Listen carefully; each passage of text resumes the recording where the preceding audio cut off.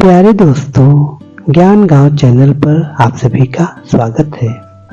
आइए आज आपसे पुनः रूबरू होते हैं और एक नए विषय के साथ आपसे आज जुड़ रहे हैं। आज का विषय है वैज्ञानिक लेख। इसमें इसका शीर्षक है पानी में चंदा और चांद पर आदमी। इसके लेखक हैं जयप्रकाश भारती।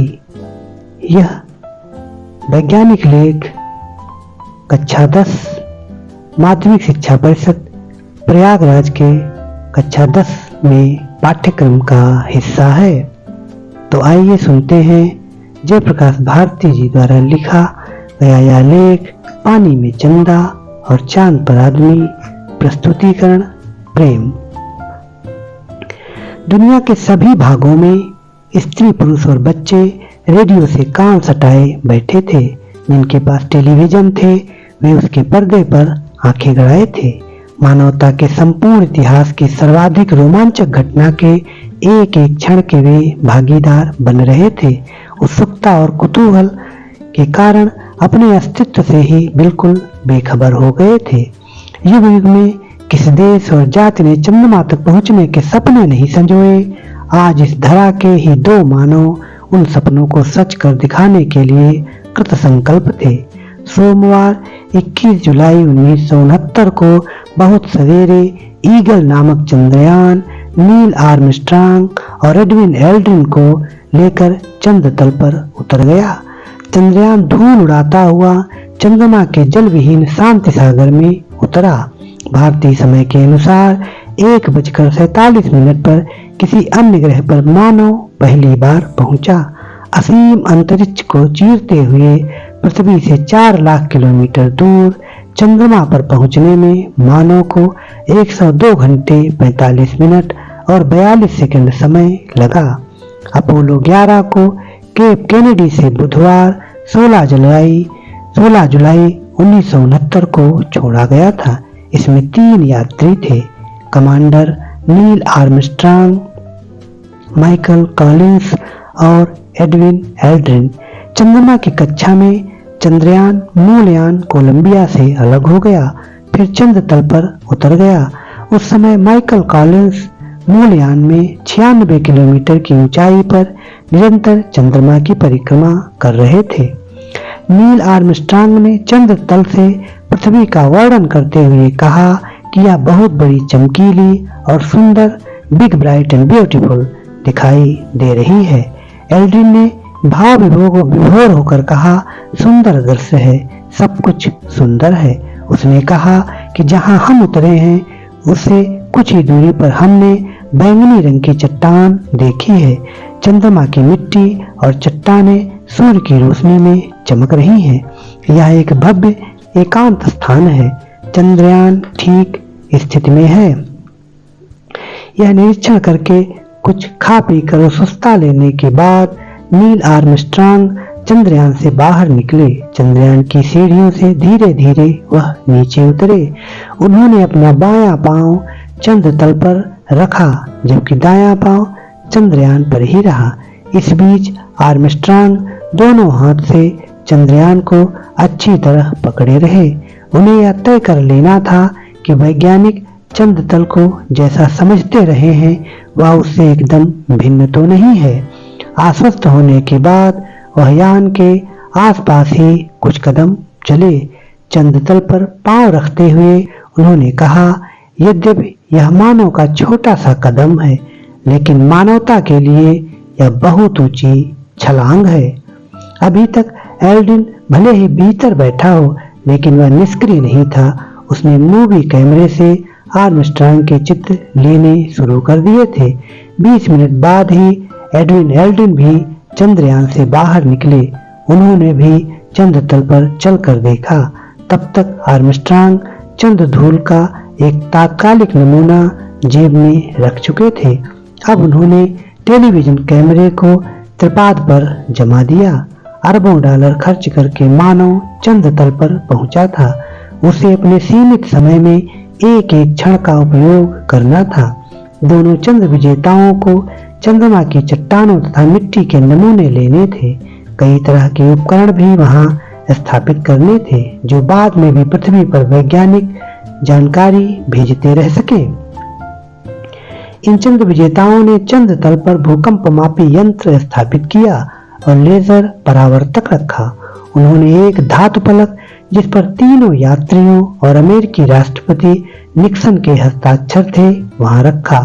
धातु फलक पर खुदे शब्दों को आर्मस्ट्रांग ने जोर से पढ़ा। जुलाई 1969 में पृथ्वी ग्रह के मानव चंद्रमा के इस स्थान पर उतरे। हम यहाँ सारी मानव जाति के लिए शांति की कामना लेकर आए। दोनों चंद्र यात्रियों ने अमेरिकी ध्वज चंद्र तल पर फहरा दिया। वायु न होने के कारण इस ध्वज को इस तरह बनाया गया था कि स्प्रिंग की सहायता से यह फैला हुआ ही रहे। विभिन्न राष्ट्राध्यक्षों के संदेशों की माइक्रोफिल्म भी उन्होंने चंद्र तल पर छोड़ दी। 2 रूसी अंतरिक्ष यात्रियों यूरी गागरिन और M.K. मोरोव को मरणोपरांत दिए पदक और 3 अमेरिकी अंतरिक्ष यात्रियों ग्रीशम, व्हाइट और सैफी को दिए गए पदकों की अनुकृतियां वहां रखी। अपने व्यस्त कार्यक्रम को पूरा करने में चंद्र यात्रियों को थकान हो जानी स्वाभाविक थी, लेकिन फिर भी वे बड़े प्रसन्न थे। आरंभ में बड़ी सावधानी के साथ एक एक कदम रख रहे थे, लेकिन बाद में वे कंगारुओं की तरह उछल उछल कर चलते देखे गए। मानव को चंद्रमा पर उतरने का यह सर्वप्रथम प्रयास होते हुए भी असाधारण रूप से सफल रहा। यद्यपि हर क्षण हर पग पर खतरे थे। चंद्र तल पर मानव के पांव के निशान उसके द्वारा वैज्ञानिक तथा तकनीकी क्षेत्र में की गई असाधारण प्रगति के प्रतीक हैं। जिस क्षण डम डम करते मानव के पग उस धूल धूसरित अनछुई सतह पर पड़े तो मानो वह हजारों लाखों साल से पालित पोषित सैकड़ों अंधविश्वासों तथा कपोल कल्पनाओं पर पद प्रहार ही हुआ। कवियों की कल्पना के सलोने चांद को वैज्ञानिकों ने बदसूरत और जीवनहीन करार दे दिया। भला अब चंद्रमुखी कहलाना किसे रुचिकर लगेगा। हमारे देश में ही नहीं, संसार की प्रत्येक जाति ने अपनी भाषा में चंद्रमा के बारे में कहानियां गढ़ी हैं और कवियों ने कविताएं रची हैं।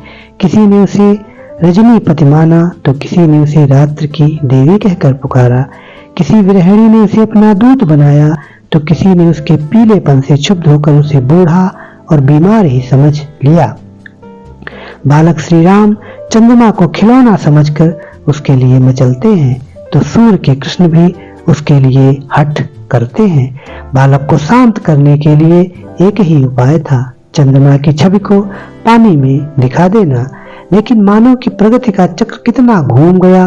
इस लंबी विकास यात्रा को श्रीमती महादेवी वर्मा ने एक ही वाक्य में बांध दिया है। पहले पानी में चंदा को उतारा जाता था और आज चांद पर मानव पहुंच गया है। मानव मन सदा से ही अज्ञात के रहस्यों को खोलने और जानने समझने को उत्सुक रहा है।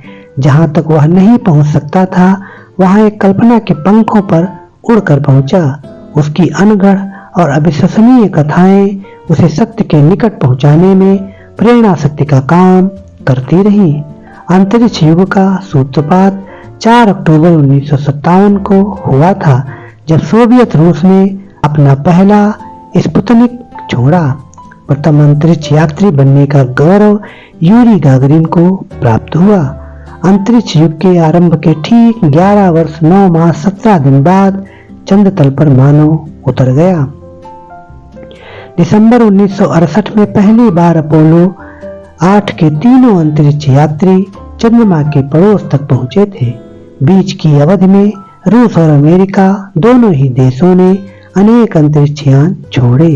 इनमें कुछ से मानवयान थे और कुछ मानव रहित। इसे मानव का साहस कहें या दुस्साहस कि उसने अंतरिक्ष में पहुंचकर यान से बाहर निकलकर अनंत अंतरिक्ष में विचरण भी शुरू कर दिया। अंतरिक्ष में परिक्रमा करते 2 यानों को जोड़ने और एक यान से दूसरे यान में यात्रियों के चले जाने के चमत्कारी करतब भी किए गए। अपोलो 11 द्वारा चंद्र विजय से पूर्व मानो अपोलो 10 के द्वारा इस नाटक का पूर्वाभिनय ही किया गया था। इसके 3 यात्री अंतरिक्ष यान को चंद्रमा की कक्षा में ले गए थे। एक यात्री मूल यान को कक्षा में घुमाता रहा था। अन्य 2 यात्री चंद्रयान में बैठकर उसे चंद्रमा से केवल 9 मील की दूरी तक ले गए थे। इन्होंने चंद्र विजेताओं के उतरने के संभावित स्थल का अध्ययन किया और अनेक चित्र खींचे थे। चंद्रयान को मूल यान से जोड़ा और फिर सकुशल पृथ्वी पर लौटाए। मानव को चंद्र तल तक ले जाने और लौटा लेने वाले यान के बारे में भला कौन नहीं जानना चाहेगा। अपोलो यान सैटर्न 5 रॉकेट से प्रक्षेपित किया जाता है। यह विश्व का सबसे शक्तिशाली वाहन है। अंतरिक्ष यान के 3 भाग होते हैं या इन्हें 3 मॉड्यूल कह सकते हैं। कमांड मॉड्यूल का निर्माण इस दृष्टि से किया जाता है कि वापसी के समय पृथ्वी के वायुमंडल में प्रवेश करते समय तीव्र ताप और दबावों को सहन कर सके। नियंत्रण कक्ष, शयनागार, भोजन कक्ष और प्रयोगशाला इन सब का मिला जुला रूप ही एक मॉड्यूल होता है। प्रक्षेपण के समय यदि कोई दुर्घटना हो जाए तो यात्री अपने बचाव के लिए इसे शेष यान से पृथक कर सकते हैं। पुनः प्रवेश के लिए बने कमांड कैप्सूल का वजन 5500 किलोग्राम था। इसमें लगभग 5.5 घन मीटर खाली स्थान था जहां कि तीनों यात्री अपने सामान्य कार्य संपन्न कर सके। इस स्थान को हम औसत दर्जे की कार जितना मान सकते हैं। कैप्सूल जब तैयार होता है उस समय इसमें 5 विद्युत बैटरियां होती हैं और 12 रॉकेट इंजन जुड़े होते हैं। 3 आदमियों के लिए 14 दिन की खाद्य सामग्री और पानी के भंडार एवं मल के निष्कासन की व्यवस्था रहती है। इसमें पैराशूट भी रहते हैं। यात्रियों को बिना चोट पहुंचाए या कड़ी से कड़ी जमीन पर उतर सकता है। अंतरिक्ष यान का दूसरा भाग होता है सर्विस मॉड्यूल। यह औसत आकार के ट्रक जितना होता है। इसमें 10 लाख किलोमीटर की यात्रा करने के लिए पर्याप्त ईंधन तथा और 14 दिन तक 3 यात्रियों के सांस लेने लायक प्राणवायु की व्यवस्था थी। यान को चंद्र कक्षा में स्थापित करने के लिए उसकी गति कम करनी पड़ती है और सर्विस मॉड्यूल के शक्तिशाली रॉकेट मोटर दागकर ही ऐसा किया जाता है।